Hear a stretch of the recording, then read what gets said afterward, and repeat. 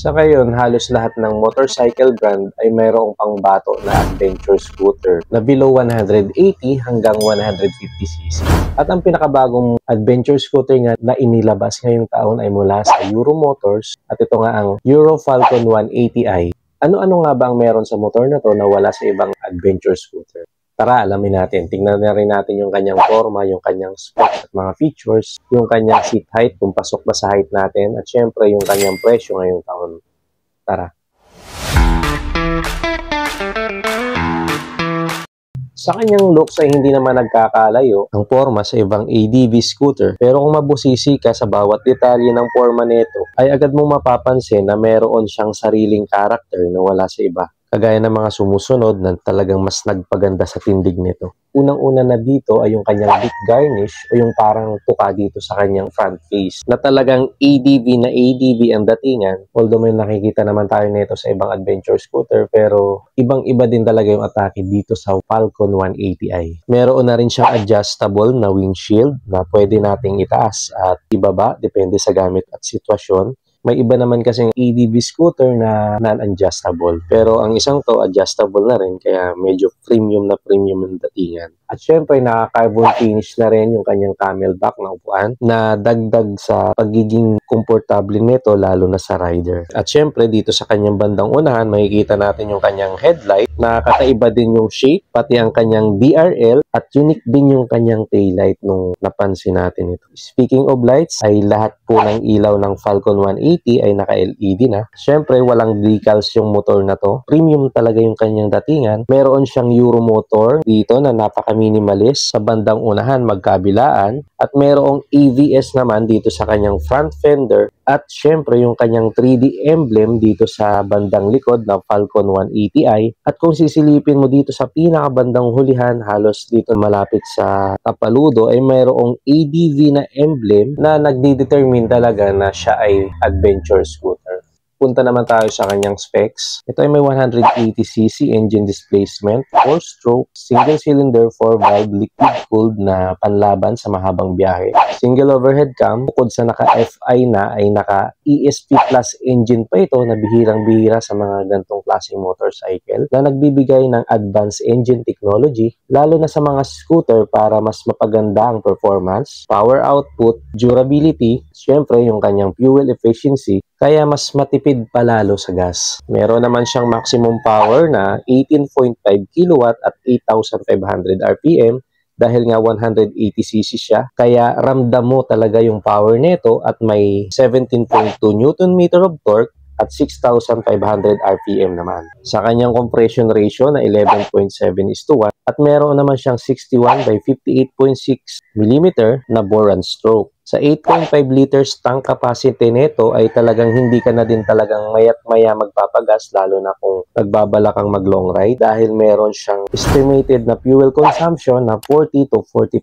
kilometers per liter. So medyo matipid na rin siya considering na 180cc po ang motor nito. CVT automatic. Naka full digital LCD display na rin ang panel nito at lahat ng mga pangunahing impormasyon na kailangan natin ay makikita na natin dito. Dumako tayo dito sa kanyang mga switches. Dito sa bandang kaliwa, meron siyang passing light, high and low, turn signals, meron din siyang hazard, at syempre yung kanyang busina.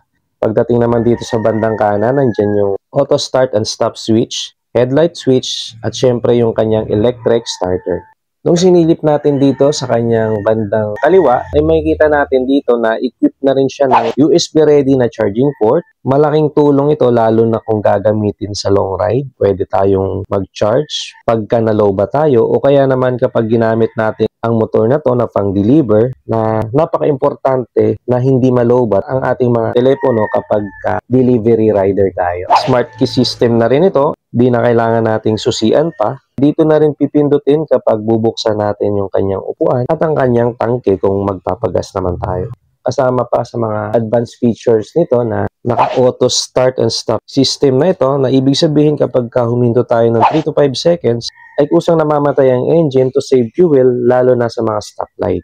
Naka-silent starter na rin ito. Ibig sabihin nito, tahimik ang engine natin, hindi ma-vibrate, lalo na kapag pinastart natin, less stress sa makina at syempre mas nagpapasmooth sa engine. At nung sinilip natin yung kanya underseat compartment, mukhang kasyang-kasya dito yung dalawang half-piece na helmet. At kung meron naman tayong ibang bagay na mas priority na ilagay dito sa compartment, ay meron naman siyang dalawang hook para naman sa ating mga helmet. Meron siyang reflector na added visibility lalo na sa gabi, lalo na kapag ka natutukan ng ilaw. Ma-forma na rin yung kanyang muffler, ADB na ADB yung datingan dahil naka-upright position ito, bagay na bagay sa forma ng motor na to. Siyempre, naka-naked handlebar ito, dagdag lalo sa pagka-premium ng design ng ADB scooter nito. Split type na rin ang kanyang grab bar, kaya medyo unique din yung datingan ng kanyang grab bar. Sa unahan makikita natin yung kanyang suspension, standard na telescopic fork. At sa likuran naman ay swing arm na dual shock absorber with sub-tank na siguradong mas pinaganda ang response ng mga suspension lalo na sa malulubak na daan. Sa kanyang mga brakes naman dito sa unahan at sa hulihan ay naka-disc brake at mas maganda yung stopping power dahil nga naka-dual ABS na po ang motor na to. Hindi basta-basta maglalak yung ating mga preno kapag biglaan nating napihit yung ating mga preno. So, iwas disgrasya ito, lalo na sa mga hindi inaasahang sitwasyon. Sa kanyang gulong sa unahan ay may sukat na 110, 80 by 14, naka-tubeless ito. At sa hulihan naman ay 130, 70 by 14. So, proportion naman yung lapad ng kanyang mga gulong. Sa kanyang dimension, dahil may length siya na 1,980, may width siya na 760, at may height siya na 1,100 mm. Kumbaga, hindi alangan yung sukat ng gulong sa body structure nito. Sa kanyang seat height, syempre, nung sinukat natin, hindi naman tayo nahirapan, pasok na pasok sa ating height. Kung gusto nyo gawing reference yung height ko na 5'6", hindi naman tayo nahirapang abutin yung ground dahil may sukat lamang siya na 780 mm at meron na rin siyang extended na footboard na pwede tayong mag-cruising position at syempre standard position para hindi tayo mangalay lalo na kapag nasa long ride tayo. Hindi na rin siya masyadong kabigatan, so kayang-kaya nating dalhin yung motor na to dahil may bigat siya na 136 kg at ang kanya namang ground clearance ay 100 mm. Yung kanyang wheelbase may sukat na 1,370 mm. Ang Falcon 180 ay may mga available na kulay na white, gray at black. Ang tanong, magkano ang presyo ng motor na to?